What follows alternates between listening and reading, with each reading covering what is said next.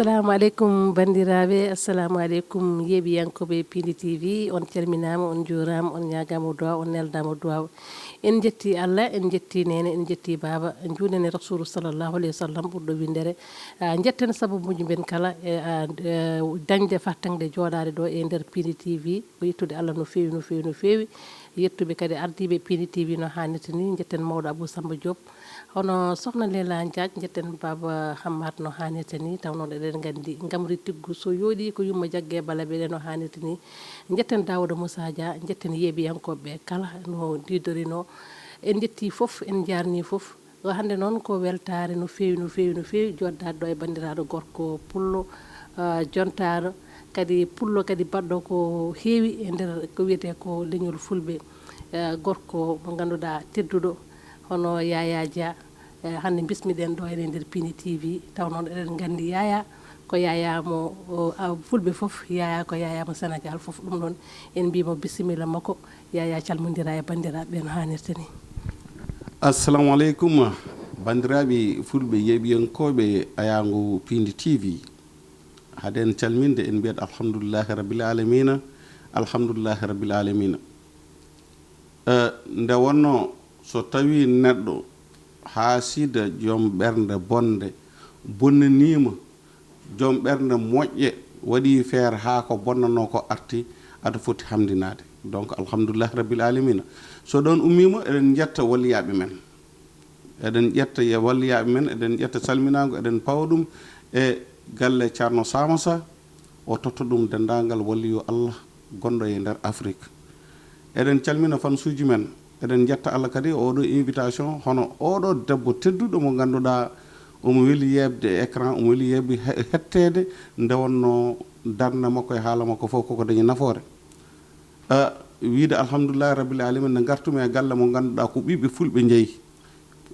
ɗo, ko ɓiɓɓe fulɓe jeeyi. Kala garɗo ɗo walla kala baɗɗo ɗo hunde walla kala nanguɗa koye galle ma. Donc wiide alhamdulillahi rabbil alamin nde gartumi ɗo joddimi e bandiraɗo debbo tedduɗo caggal nde jettuɗen Allah, julɗen rasulullah sallallahu alayhi wa sallam. Assalamu aleykum wa rahmatullah. Noon tigui Seydi Dia, golle ma jooɗi peewi, ha weltanama no fewi no fewi. Kadi wiide ko alhamdulillahi rabbil alamin. Taw noon en dañi fartangue artirde ko ganduɗa ko majjirno en. No mbiɗa ni so tawi neɗɗo dañi ɓernde bonde wiide mbeɗa hasidano leñol fulɓe ha sabanno gam an ka hasido hoorema. Kono ko wawno wonde foof enen kam mbiyatan ko alhamdulillahi rabbil alamin mbaɗi arte e juuɗe meɗen. Ko heddi ko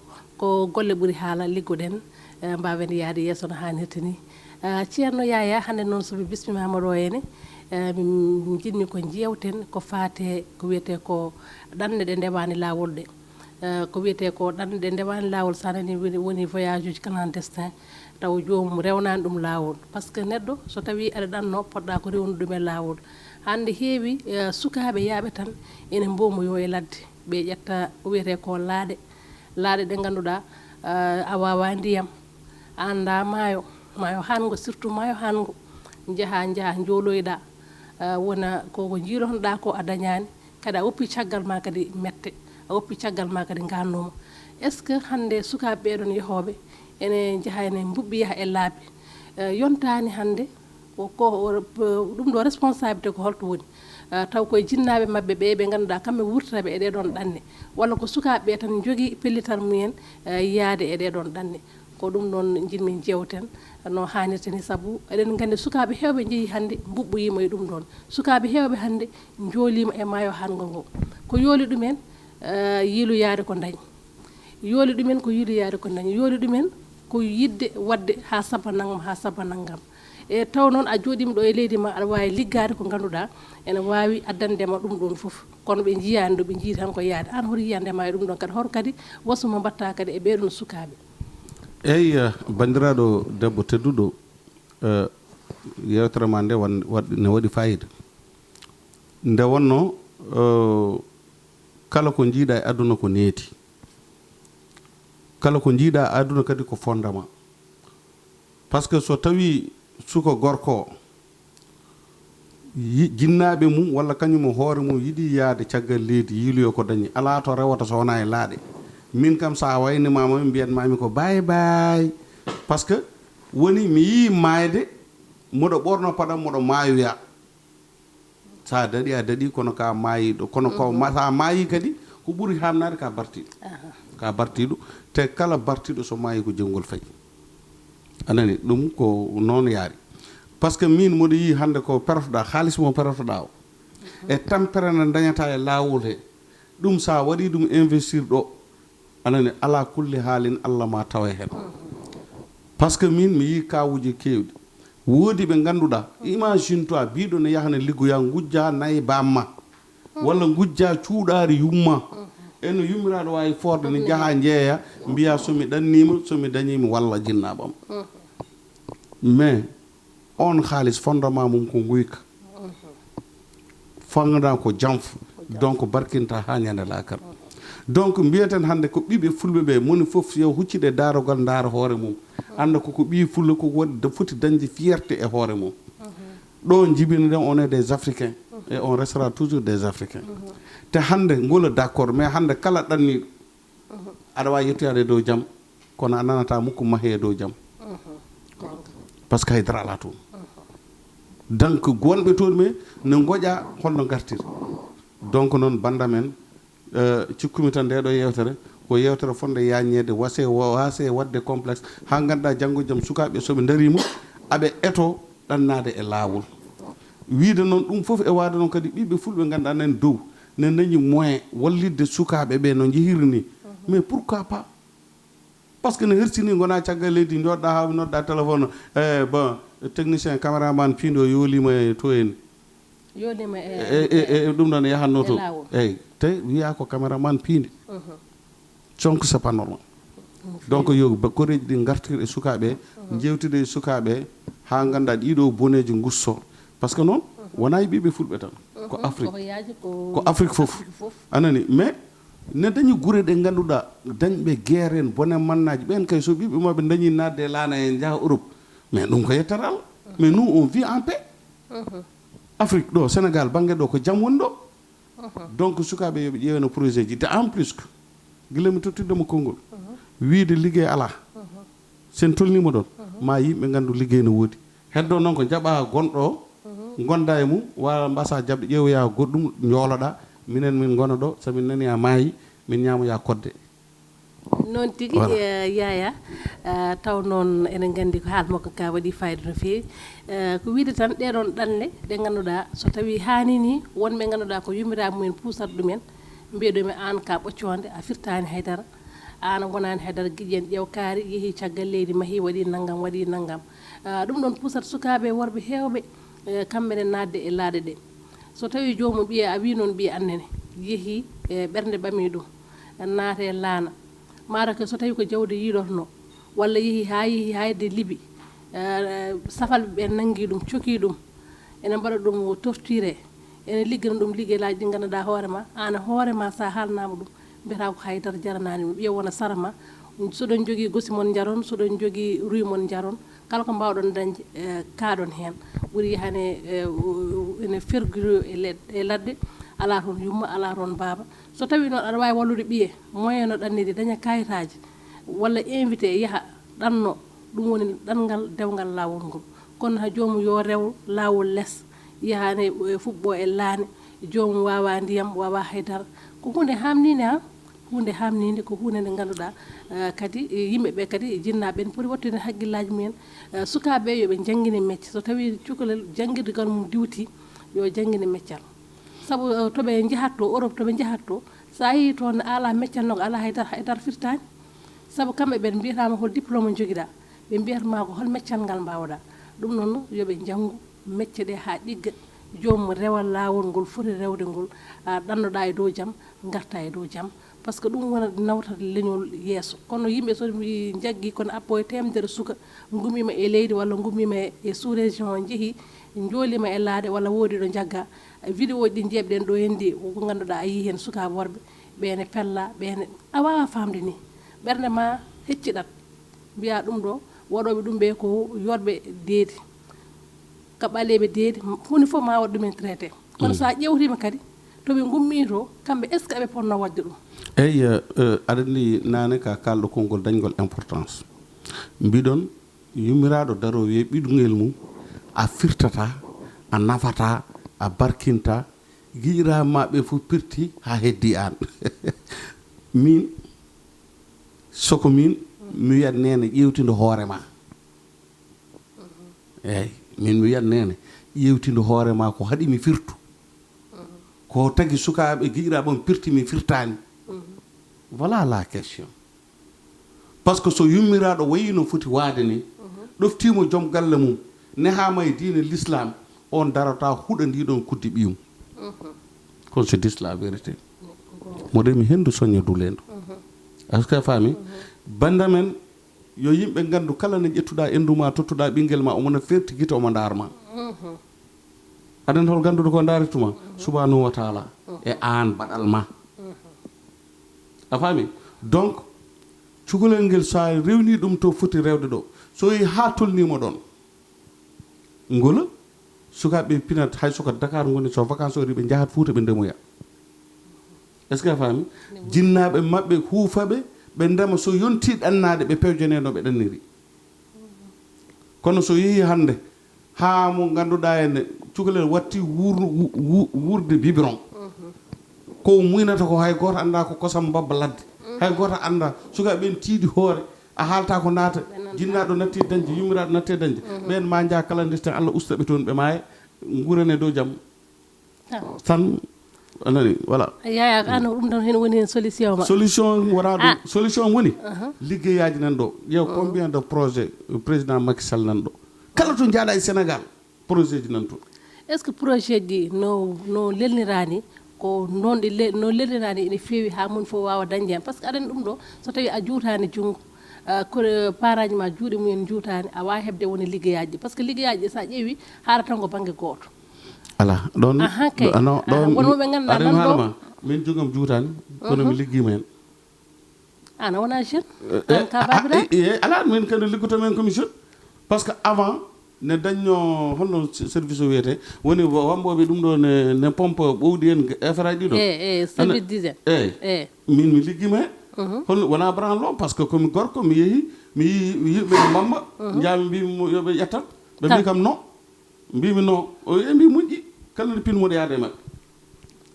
ha wattidi aɓe totta kam 5000 10 000 ha wattidi ƴettami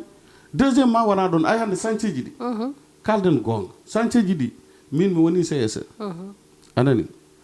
presque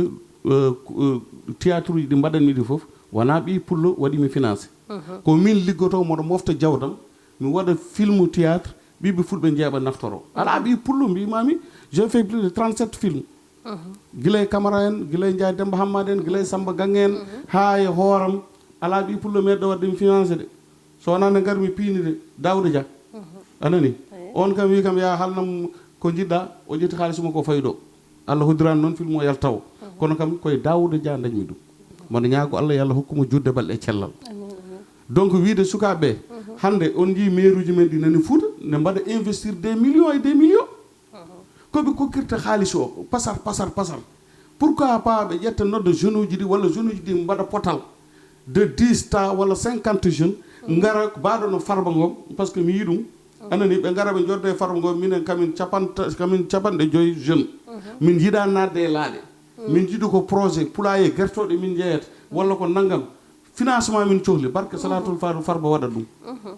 donc il faut que jeune uji ɗi mbaɗa organisé gacca yaade gueej ay hande yimɓe hay kulti ñamde liɗɗi min hulti ñamde liɗɗi han par ce que pourquoi yimɓe nani mayata nder ndiyam liɗɗi ñaama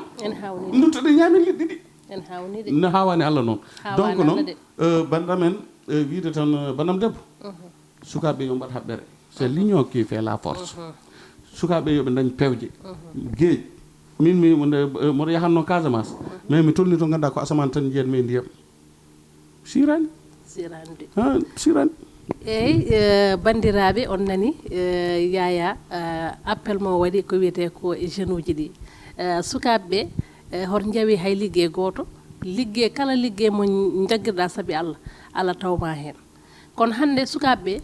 jaɓata liggade won liggeyaji sa ƴeewi joni Nigéria naɓe aroɓe ɗo ɓe walla ummotoɓe Guinée Char kamɓe ala fof ko mbatta sa ƴeewi joni hande woɓe ganduɗa nanɗo goni ɗo tan ko holtade cegineji ko nogas o yomma nogas o yomma aɗa andi ñalawma no foti ɓe jipporto kono hannde sa wi ɗum ɓiɗɗo sénégal najo yo waɗɗum wiya ɗum wona liggeyam par ce que yawde liggey ngue addi jomumen e mbubɓo ene jaaha e laaɗe sukaɓe fulɓe Fouta aroɓe ɗo hen ɓe jogui ko keskuji mabɓe ɓe mbaɗa hen café mabɓe ɓe mbaɗa hen lipton ɓe mbaɗa hen limoa ɓe jeeya ɗum yimɓe surtout koye ndungo wona pawle ɗe a yiyat tan jomum ñalla tan ko yeyde yeyam limon e lipton yeyam limon e café par ce que ɗum yimɓe cafroto kono enen a yiyata ene saɗi jiiya neɗɗo tan jogo ɗum taw ko ɓiɗɗo sénégal najo saɗi hen seeɗa ko touba naɓe ene jeeya café kamɓe mbiyata café touba ɗe kono enen kam sukaɓe men liggotoɓe sirage ɓe kam ɓen kam ne jaaɓi tampude ɓenno so ndendini seeɗa kañumen ɗanno kañumen mbaɗi opté kañumen ko ɗanngal kono ɓen kam au moins ene jogui projet mumen ene gara mbaɗa sirage ha jetto ene mofta kalisal mumen ha jetto ɗon jaaha ɗanno wone mabɓe noon e naata e laaɗe kono naatoɓe laaɗe ɓe fof ko joguiɓe sehilaɓe ɓe ganduɗa ko wonɓe ɗo ene fréquenté kono ɓe mbaɗani ɗo fréquenté ɓe fof keewi yaade koye ɓe jaaha koye Afrique ɓe ngabba ha jettoyo Europe par ce que kamɓe ko ɗum ɓe mbaɗi opté yaade Europe wañ ɗannal gasi ɗanngal gaside ɗanngal koko gasi yimɓe noon cuwa famde taw mais ɗannal ko gasi par ce que ay gonɓe caggal leydi ɓe goƴa kono gartiri mbaɗa investir est ce que a faami te enen ɓiɓɓe fulɓe wadde men investir ɓuuri hulɓinade kala ko jiiɗa aduna liggotako par ce que wona liggotako a waɗat investir e wuuro ngo jiiɗa wadde préparé gartal ma une valeur de 8 millions ƴetta baaɗe walla miñe pawa hen sa yi haɗo fewje arde nodda téléphone tawa o ñaami kalis o a yawata artude a faami ko ɗanngal sa ƴetti leñol gongol a fawi ɗon wiya pourtant omo jogui koreji makko jiiɗa liggade et il y a des jeunes tout est gratuit maaro ko liɗɗi gratuite kacitari gratuite hirande gratuite malla moɓe leloto gratuite lotade to dusto gratuite café gratuite anani te kala ko nena fawi ɓe mbiya coppetɓe nawa te ɗum ko enen tan keddora ɗum merci beaucoup leƴƴi ɗi fof gumima e ɗum ɗon enen keddora ɗum par ce que sa dañi koɗo a wi ɗum ɗon e faaɗi jomumen bonna indema taw noon ene faaɗi taw ka paaɗaɗo an hoore maɗa nde gonɗa ɗo ka paaɗaɗo taw gonɗa koye studio en ɗi ganduɗa so yimɓe kallima ko joɓata ɗum jomum wiyata ko wona gonga kono kala mo mbiɗa ɓiyum ne faaɗi sikkata ka diwɗo ɗum walla ka gambuɗo ɗum taw noon wona ɗum ɗon ɗum tagi yimɓeɓe nunki famde mi haalante gueɗe gotel ne dañi rewɓe tato min wona nande koko pawmi itaran goto ko sohna Diary to Agnam Wuro Siré sohna Farba Ngom je la respecte beaucoup et je l'aime beaucoup tu sais pourquoi arat galle makko tawa omo wertiddago omo joddi e rewɓe Fuutankoɓe aɓe mbadda pewje guila e machine ngaji unu en gueɗe baɗe noon debbo goɗɗo ci olof laa koy wax oui madame le ministre Cheikh Oumar Anne bravo à elle c'est une femme battante que j'aime beaucoup que j'adore mi yi darna makko njum mi yi darna makko e no darne nde o darni joom galle makko avec les femmes de Cheikh Oumar darne nde wattende debbo goɗɗo ko debbo Haruna Gala Dialalo debbo jontaɗo mo ganduɗa sa darimo so muusi a weltoto Haruna jaafoɗa noon ko debbo batan yonta donc ɓeɗon hande sa tawiɓe e leur projet leurs idées e miñum Haruna Gala Dialalo waɗi ɗum ɗoji kosamaji ne jeeya ɗum ɗon foof hande ɓiɓɓe fulɓe rewɓe nani hen ne ɓamto donc ɓeɗon hande ko wayno Haruna Gala Dialalo ƴeew combien de jeunes c'est plus de 1000 jeunes omo tottiɓe ligguey min mi waɗinimo reportage so suka gorko ari wi mi ala ligguey o wima daw janggo ɗum Haruna Gala Dialalo ɗum tagi o innira maire joni joni Cheikh Oumar Anne nani waɗi des hectares et des hectares anani avec des machines de pompe tout pour jeunes uji ɗin dañantoɓe dawi donc so Cheikh waɗi noon Farba waɗi noon Ablaye Daouda Diallo waɗi noon Haruna Dia e mbaɗi noon je pense que ɗiɗon fof ma gusto mais noon yo sukaɓe dañ joom par ce que mboɗo wiya ɓiɓɓe wi pullo sa ummima wuroma sa yalti gona jikku doño kono saɗa hoota a jaɓata wonde dikku doño donc ɗum ko erreur par ce que sa waɗi woni dikku doño a ari a yani to wona pulago hoto nawtu gaddana min bone accu ɗum ɗon wonto dikku doño mbayano poɗɗa waade ni te ɗo kalami ɗum e radio Piindi dans l'avenir hande tubakoɓe nani cooda Afrique pour wadde ɗo instaurer des usines de sangara tu sais pourquoi parce que ɓe mbi ko dans l'avenir jangol nesuji jippotonode Europe ɗi ko Afrique ɗi payi nguleki kiɓe ƴetta ayi France oɗo semaine jawtuɗo ko nguleki gasi donc noon il est temps que ɓiɓɓe sukaɓe fulɓe ɓe ganda ici en Afrique c'est de l'or min mi yadata e maayo o de so saɗa maayo ko ni tan mbiyatma parce que au revoir on doit rester ici et on travaille vraiment jeune uji ɗi poti nande ɗum mbe sikki message o nanama famama kamɓene kayni soɓe nani moɓe paam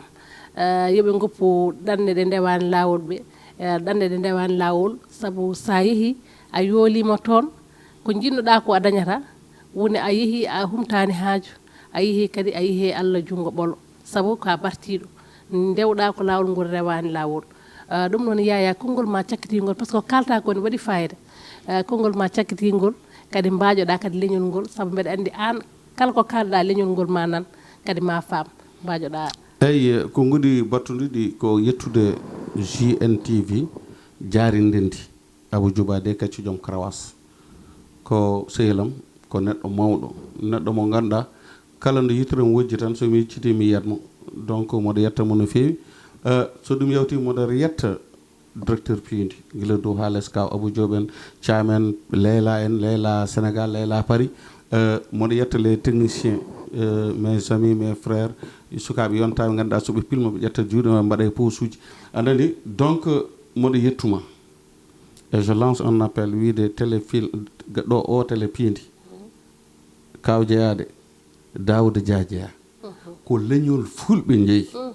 te leñol fulɓe fof sa fino huccit e darogal mbiya min holko mbaɗanmi leñolam mbasa wiide ko leñolam waɗi